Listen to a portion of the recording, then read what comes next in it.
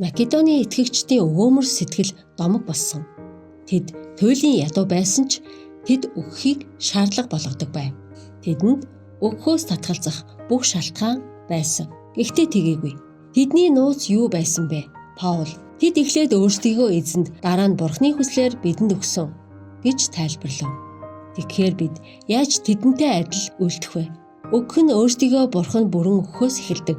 Библи болон Зөвгөнлийн сүнсээр дамжуулан бид түүний хүслийг олж мэдэж түүнд итгэж сурдаг. Бид залбирлаараа дамжуулан өөрсдийн зүрх сэтгэл, хүслийг өөрчлөхийн тулд ариун сүнсийг урьдаг. Мөн үйлчлэлээр дамжуулан бид хүмүүст хүрч түүний хаанчлал руу татахын тулд түүнтэй хамтран ажилладаг. Энэ бол нэг удаагийн шийдвэр биш.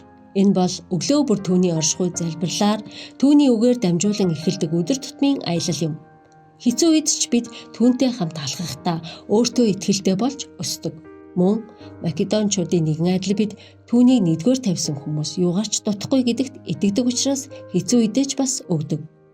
Энэхүү итгэл нь сэтгэлийн амар амгалан авчирдаг. Яагаад өнөөдрөөс эхэлж болохгүй гэж Есүс залбирахдаа та би танд өөрийгөө бүрэн зориулахыг хүсэж байна гэж хэлээрэй.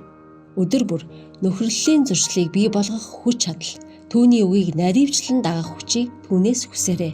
Дараа нь итгэлээр 11 болон амлалтын үргэлүүдээ буцаан өргөж түүнд харьяалагддаг гэдгээ Тэнгэр газрын өмнө тунхагл.